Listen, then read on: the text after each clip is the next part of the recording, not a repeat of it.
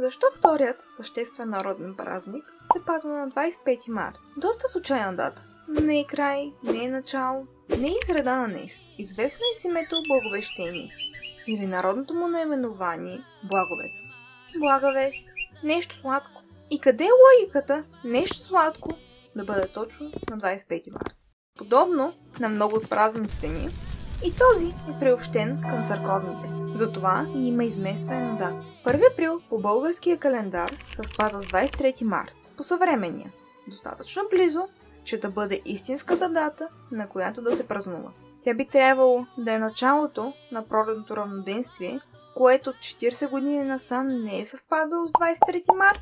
Ако някой има добро обяснение на въпроса защо 1 април не е денят на пролетното равноденствие, ще се радвам да го сподели в коментарите. За сега нека приемем, че това е първото. Как няма да се казва Благовест?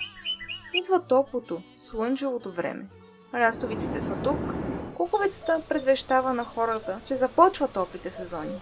Момите сутрин излизат и пеят благовешки песни, като за жалост имам само тази да запазен.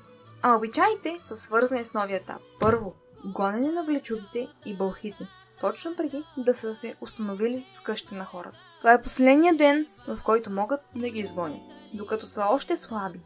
Прави се изчистване и палене на боклуците и старите парцали. Това се прави предишния ден, като момците прескачат огъня и дори гледат да си попарят краката. Защо? Огънят и слънцето са все сили с един корен и момците, попарвайки се, е като да си подсигурят подкрепа от техния покровител, засилващата се слънчева сила. И манярите пък издирват съкровища. Там, където пламне син пламък, е заровено съкровище. Това нямам представа как работи, с това продължавам. Важно е да си сит и да ти е пълен джоба.